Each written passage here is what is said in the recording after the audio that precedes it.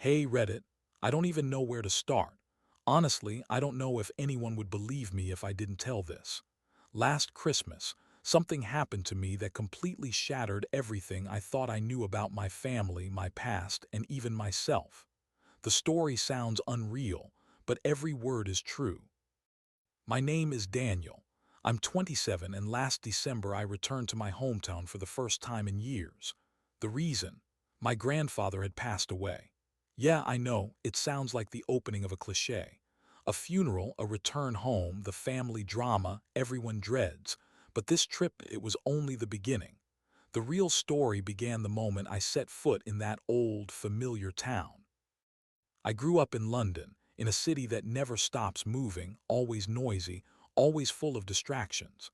My grandfather, however, lived in a small, sleepy town near Amsterdam, a place that seemed frozen in time.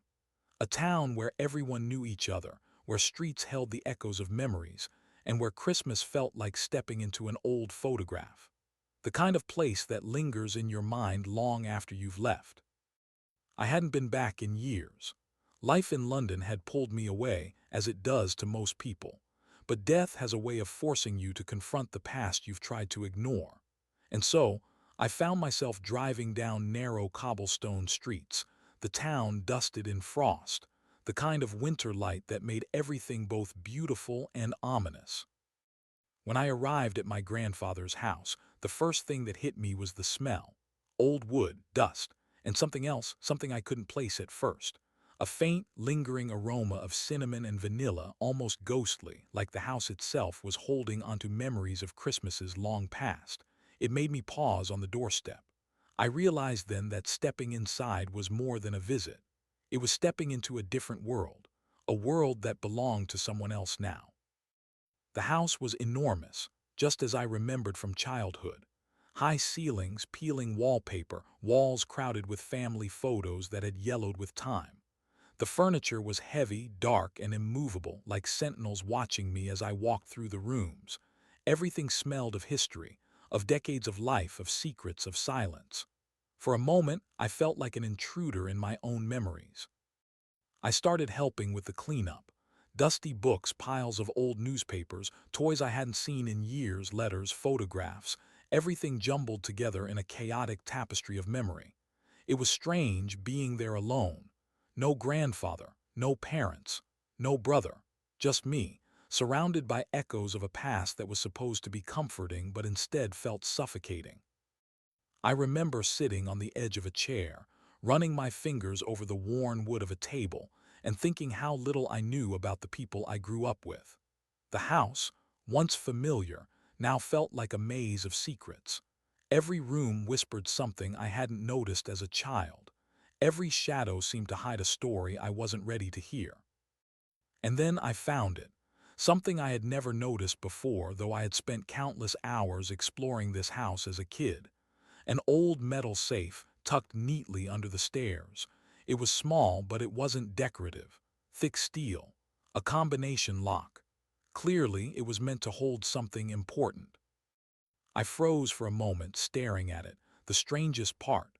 The combination was written on the wall above it in some kind of cipher. I laughed nervously, thinking it was one of my grandfather's jokes. He had a wicked sense of humor, after all. But there was no mistaking it. The safe was real, and whatever was inside, it was important. I tried opening it. At first the lock resisted, each failed attempt sending a shiver down my spine. I dug through my grandfather's notes lying in a nearby drawer, piecing together clues. And finally, click, the safe opened. Inside were old letters, tied carefully with ribbons, photographs, some strange documents I didn't recognize. The moment I touched them, I felt a chill that ran from my head to my toes. There was something in those letters, something heavy, something no one wanted me to know. I sat down on the dusty floor, a single candle flickering on a nearby table. Its light threw strange shadows across the walls, making the photographs seem to move. I unfolded the first letter, my grandmother's handwriting, careful, neat.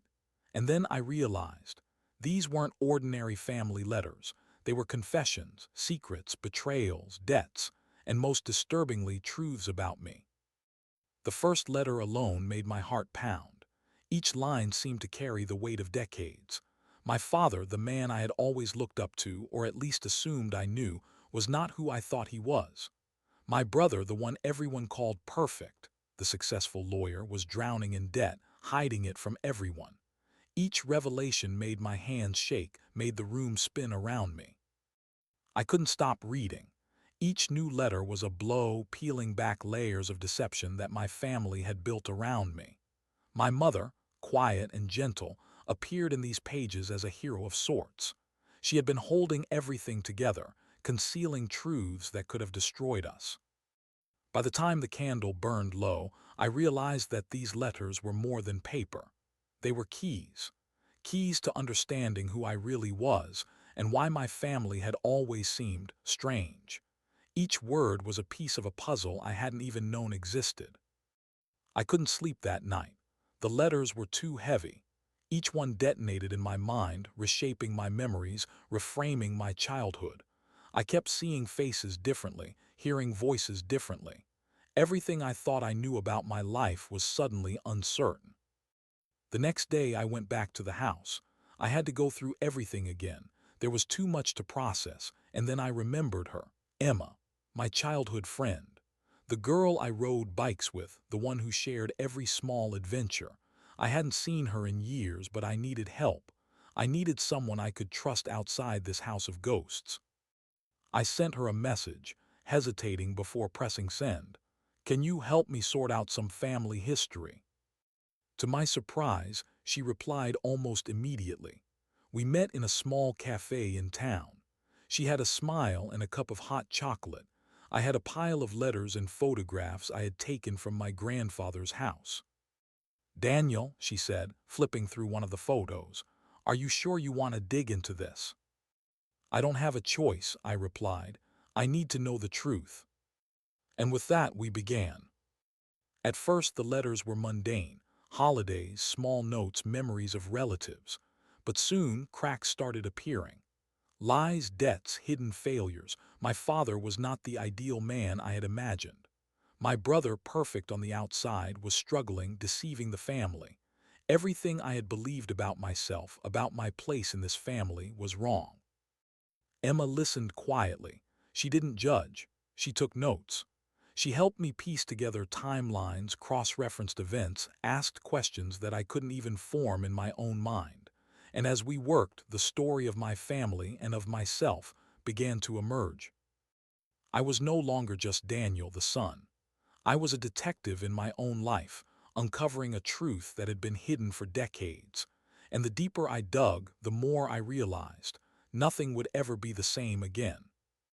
We met with Emma in that tiny cafe on the corner, where the walls were covered with old newspaper clippings, and the smell of hot chocolate mixed with the aroma of freshly baked croissants. I placed a stack of letters and photographs in front of me, which I had discovered in the safe just yesterday. Emma looked at me with slight surprise and doubt, but without judgment. "Are you sure you want to do this?" she asked, carefully flipping through one of the photographs. "I can't do otherwise," I replied quietly. "If I don't learn the truth, I'll never be able to understand myself." And we began. At first, everything was relatively harmless. Letters about holidays, family gatherings, minor concerns. But gradually, something started tugging at me from inside. Lines that seemed innocent hid hints of debts, hidden arguments, and tension that I had never suspected. In each letter, I began to see the shadow of events that weren't in my memory but had clearly left a mark. Why have I never heard about this? I asked myself out loud. Emma listened silently, but her eyes told me she understood how painful it was. The letters revealed unexpected details about my father. The man I considered a model of strictness and success was not who he seemed. His successes were a facade. Behind it hid mistakes, debts, and concealed failures. And my brother, the one everyone praised as perfect, was actually struggling with the same problems, hiding everything from the family. Each new discovery became a blow to me. I felt something tightening inside, as if for years my memories had been an illusion. I began to understand. My life, as I remembered it, was built on deception, on hidden stories that no one wanted to tell. Emma sat nearby and silently took notes. Sometimes she quietly asked, "And how do you feel?" I couldn't answer right away. I was immersed in the letters, in every line, in every detail. It seemed that if I stopped, this whole reality would crumble in my hands. Gradually, we began to notice patterns, dates, coincidences, mentions of people I didn't remember. My father never talked about some of my brother's trips, about events that seemed to have been carefully cut out of our family history. He wanted me to think that my brother was perfect, and I was a failure, I said hoarsely.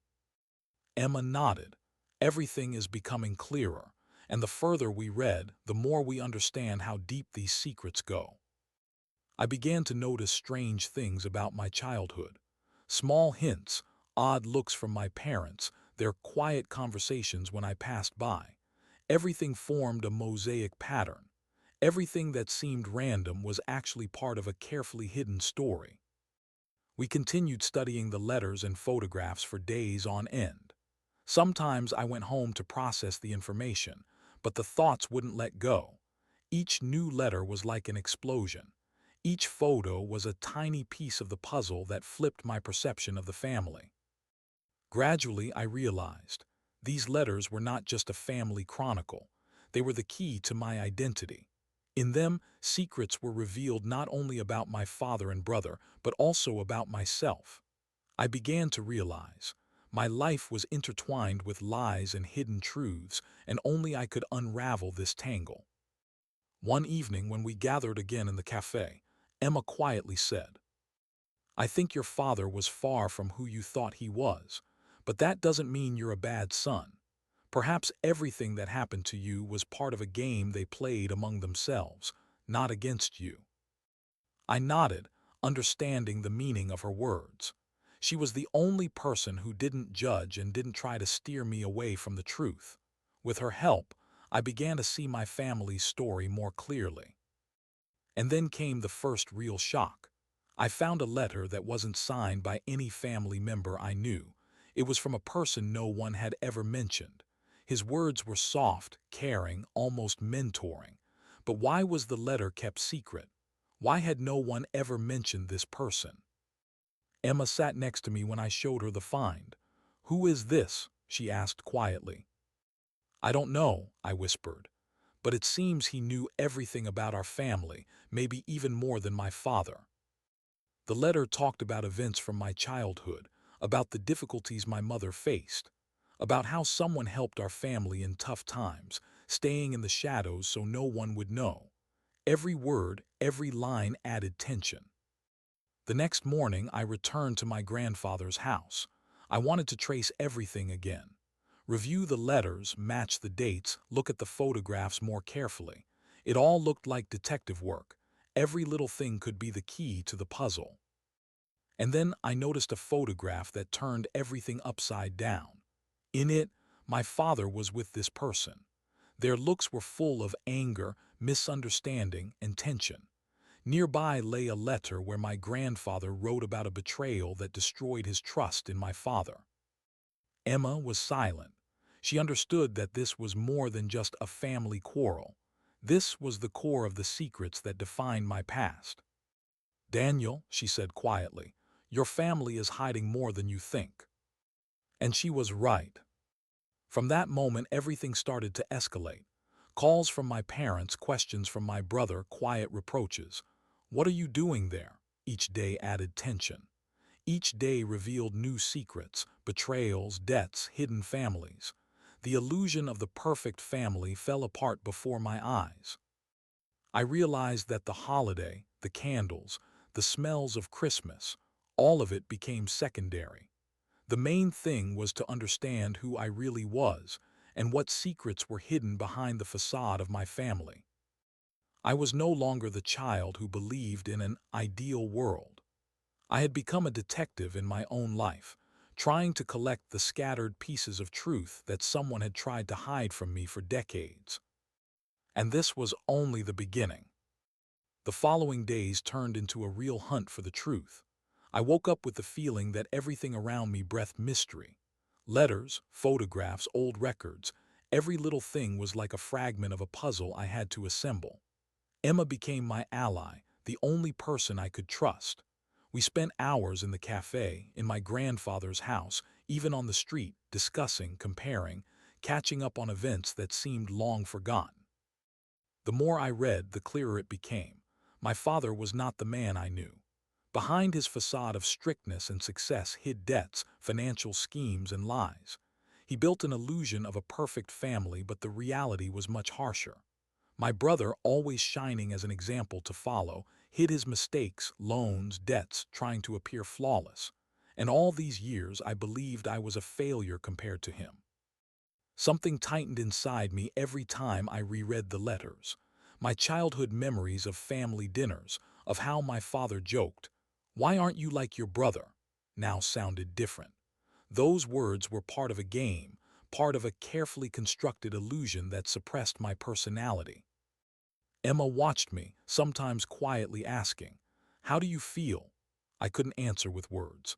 I felt tension growing inside, as if every line of the letter added a new layer of pain and distrust.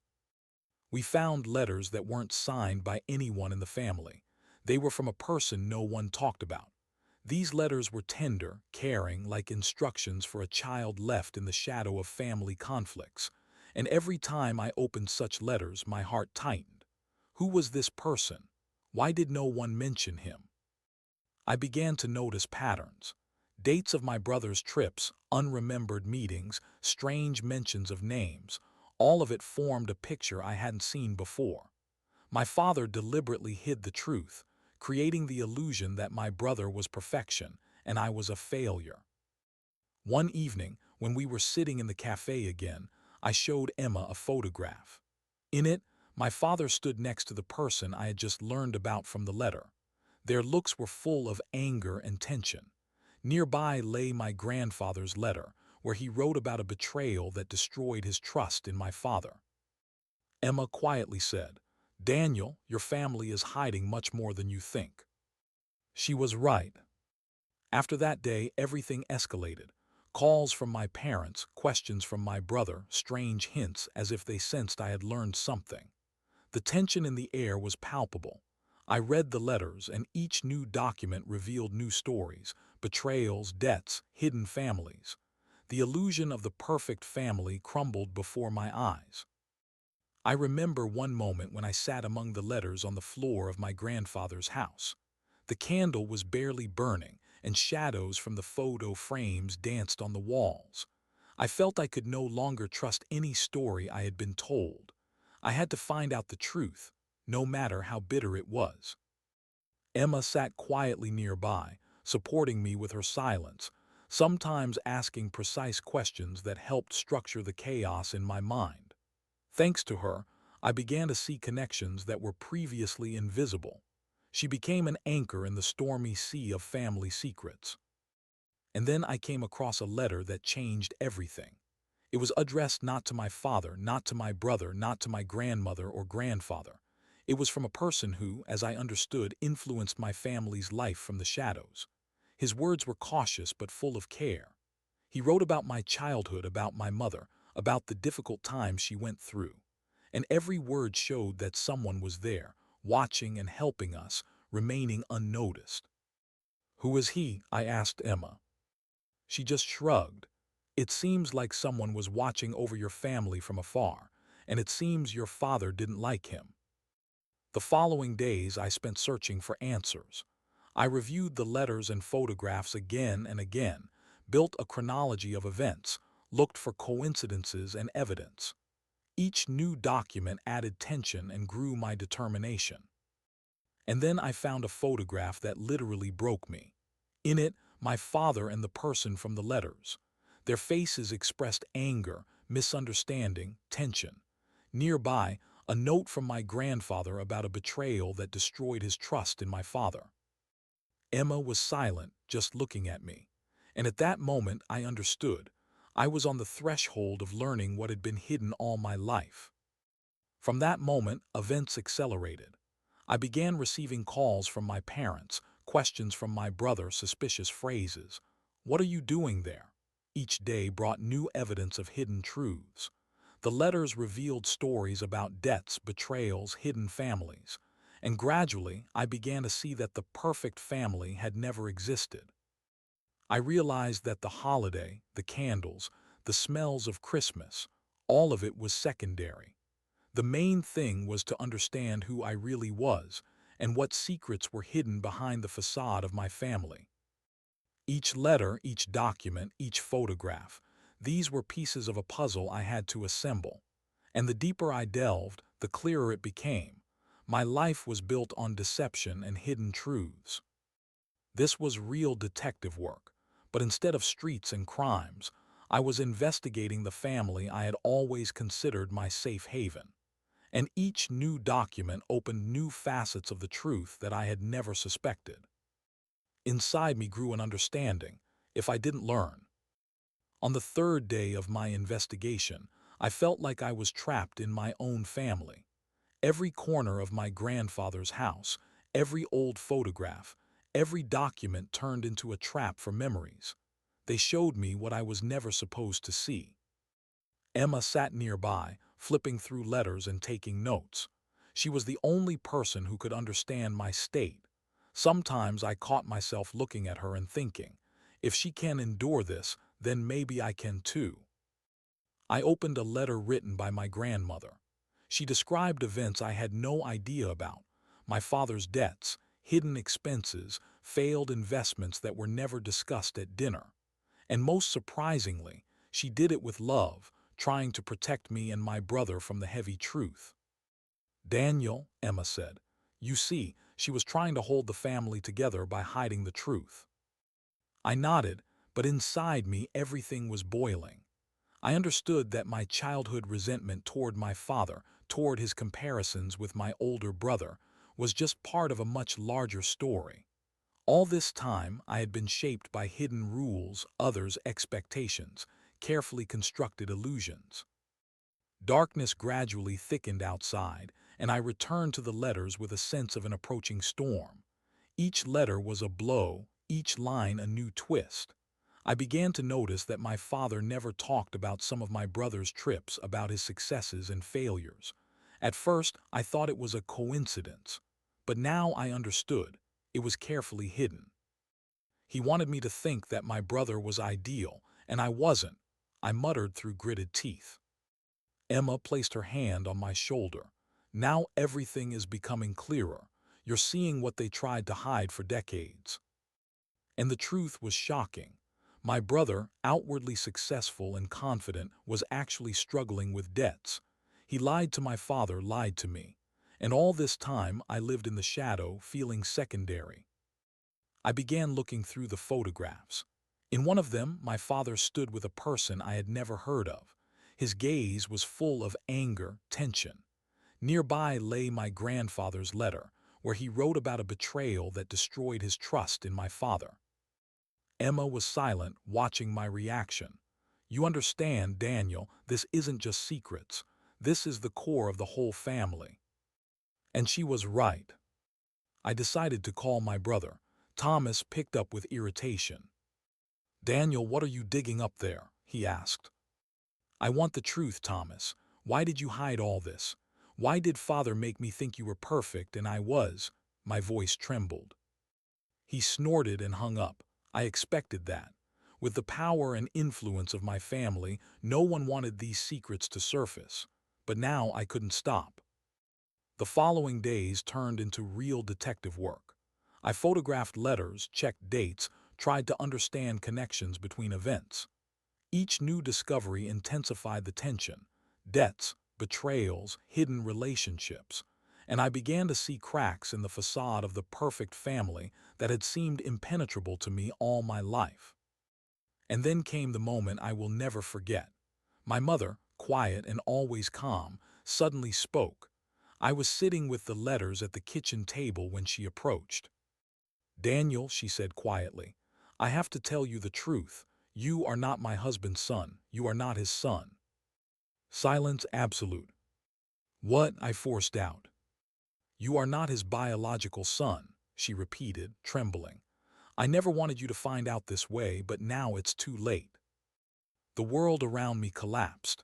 Every word my father said to me in childhood, every comment about my imperfect behavior, everything became a different reality. And it wasn't resentment, but a cold truth I couldn't ignore.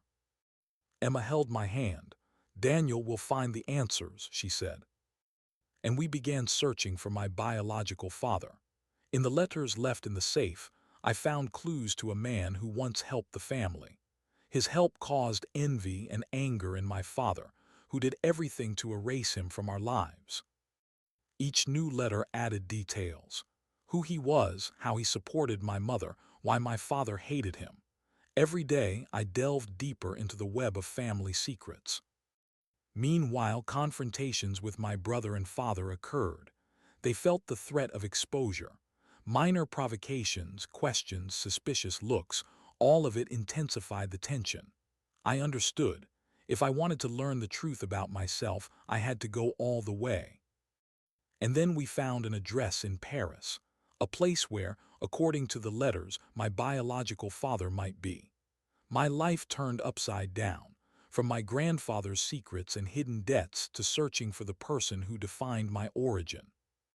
I began to realize that my entire past world was collapsing, but behind this destruction hid a chance to understand who I really am. When I held the envelope with the address in Paris, my heart beat as if it wanted to jump out of my chest.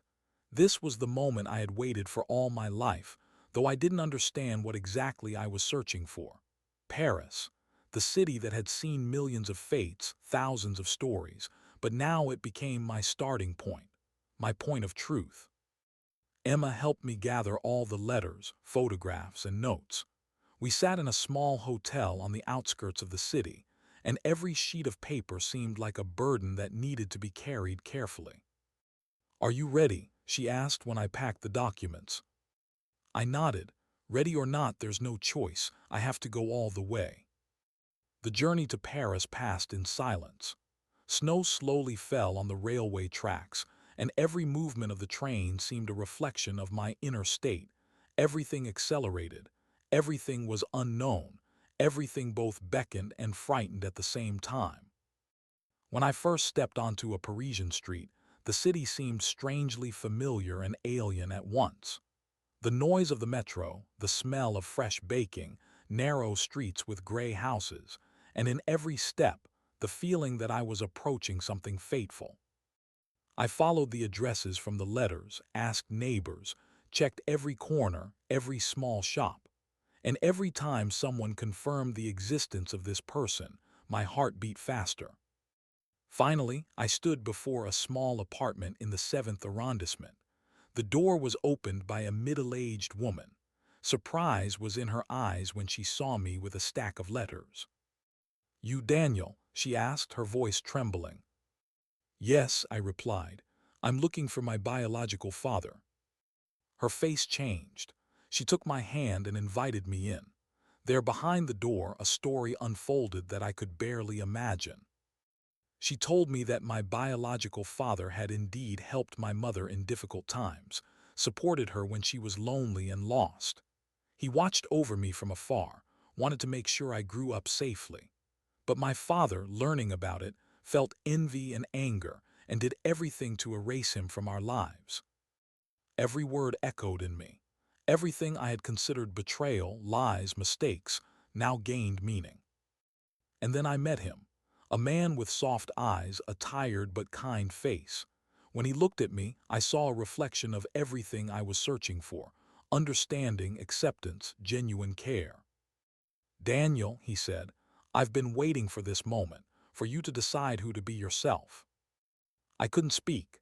I just looked, feeling for the first time in my life that I carried myself as a free person, not as the son of a man who had made me doubt myself for years. Emma stood nearby, silently watching. I understood that freedom doesn't come instantly. It comes through accepting the truth. And now, knowing who my real father was, I felt a strength I had never experienced before. Returning home no longer mattered. Paris became the place where I began to live truly. A new circle of friends, a new job, a new life. Family shadows no longer defined me. A year passed. I look back and see everything clearly. My grandfather's old safe was not just a storage for letters. It was a door to the truth.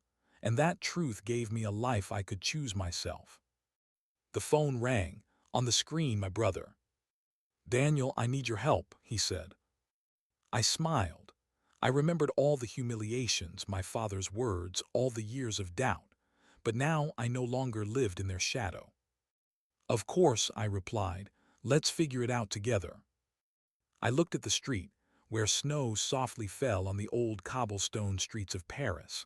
And for the first time in a long time I understood. Home is not walls. Home is people who understand and support you. And the old safe, full of secrets, became the beginning of my real life. Paris became a new beginning for me, but the past wasn't going to let go so easily.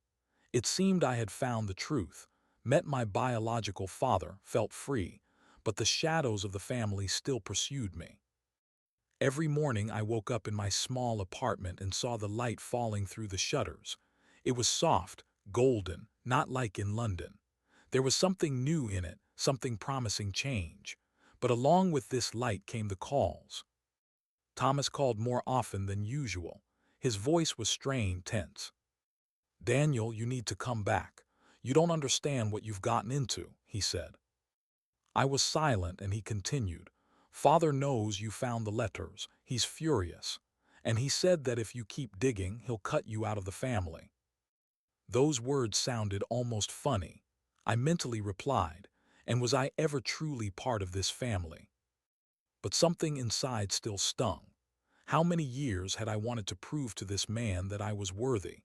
How many years had I lived under his gaze, full of contempt? And now, when the truth became apparent, I had to accept. He wasn't my father by blood or by heart. Emma noticed my state. We were sitting in a cafe by the Seine, and she suddenly said, "Daniel, you have to decide. Will you fight for recognition from a person who always rejected you, or will you build a new life?" I looked at her face, at that calm gaze, and understood. She was right. But still, something held me back.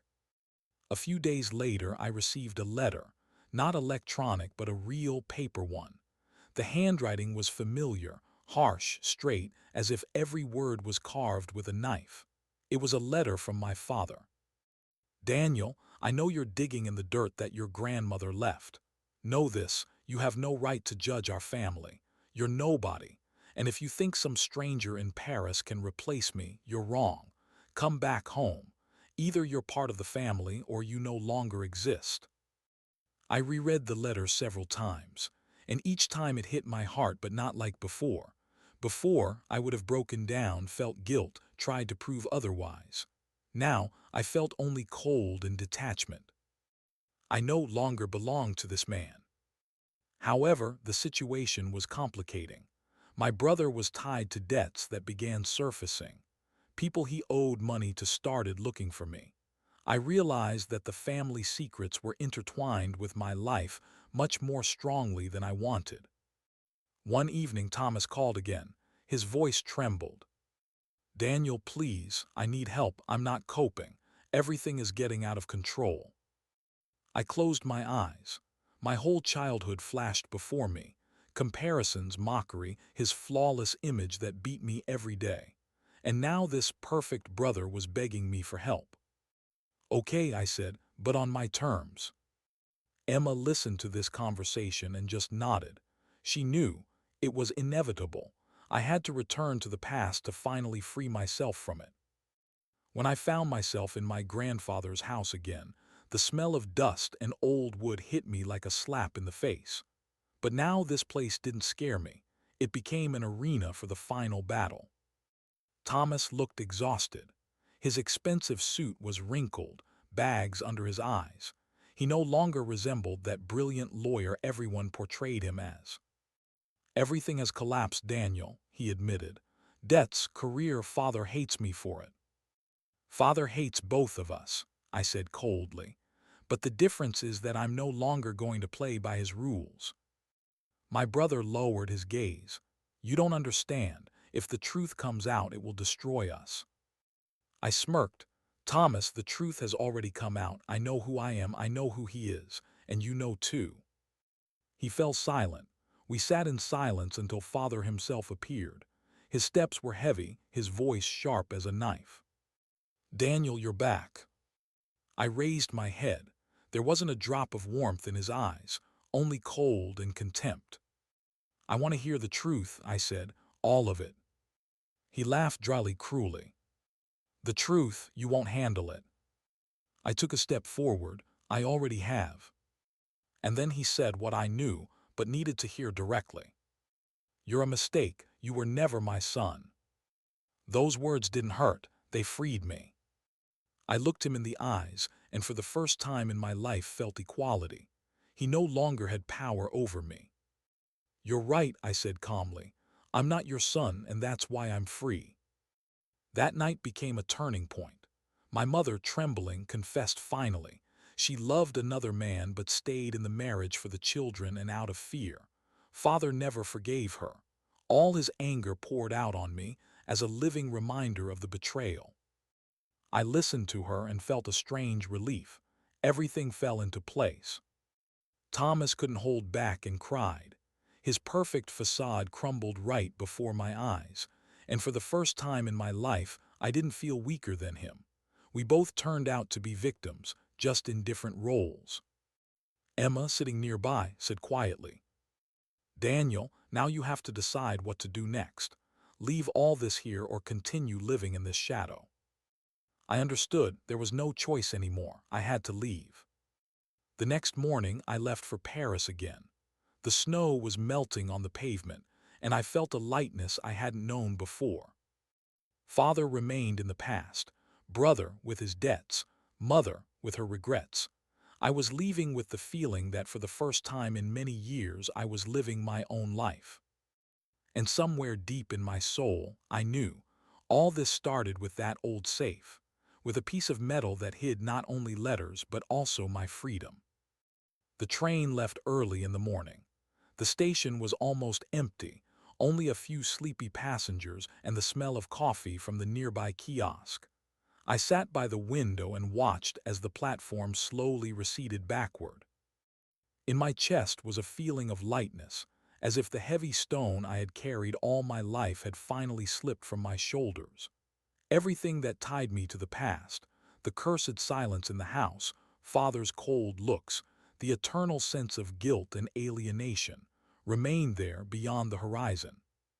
Paris awaited me, but this time I was going there not as a fugitive but as a person who chooses his own path. My apartment in the Latin Quarter was small, with cracked walls and an old wooden floor, but it had something I had never felt before, a sense of home. I hung a shelf myself, bought books myself, chose cups for the kitchen myself. It seemed like a trifle, but each was my personal decision.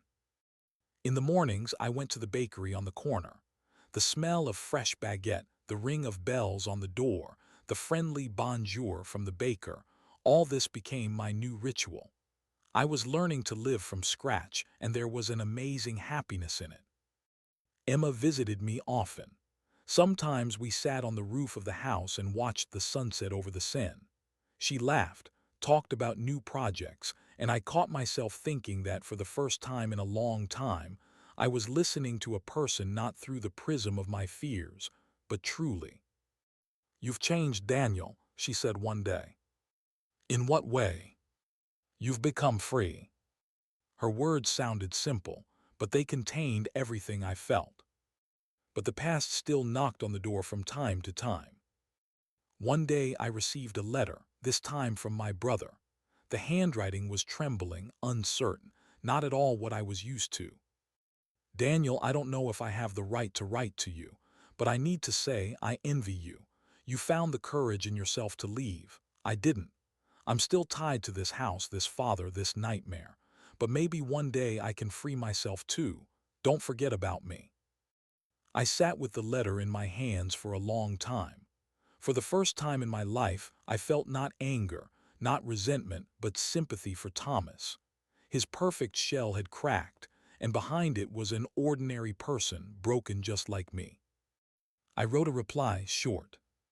When you decide to leave, I'll help. You're not alone. And that was the truth. Sometimes I visited my biological father. We sat in his workshop, amid the smell of paint and canvas. He spoke little, but in his silence there was more warmth than I had ever heard from my stepfather. "I can't give you back the past," he said one day, "but maybe we can build the present." I nodded. I didn't need anything more. The snow melted and Paris rang with spring. Musicians appeared on the streets, chestnuts bloomed in the parks. The city breathed freedom and I breathed with it. One evening I was walking across the bridge over the Seine. Lanterns reflected in the water, the wind ruffled my hair, and I suddenly understood. I had nothing left to fear. I was no longer that boy who sought recognition in others' eyes, not the person held in the shadow of secrets. Now I was myself. Emma caught up with me on the bridge. In her hands was a small package. "What is this?" I asked. She smiled. "A new diary for a new life." I unwrapped the soft leather cover. The first page was blank, clean. "It's time to write your own story," she said. I looked at that blank page and felt my heart beat faster. It was a symbol. Everything before this, others' words, others' expectations, others' secrets. And now only mine. I took a pen and wrote the first words. "I am free." Several weeks passed. Life gradually filled with details. Work in a gallery, walks along the embankments, new people. I was learning to laugh without fear, to speak without looking back. One night, sitting by the window and looking at the lights of Paris, I understood. The story hadn't ended. It was only beginning. My grandmother's letters opened the past to me, but the real book is still ahead. I closed my eyes, inhaled the smell of spring and smiled. Now I was ready.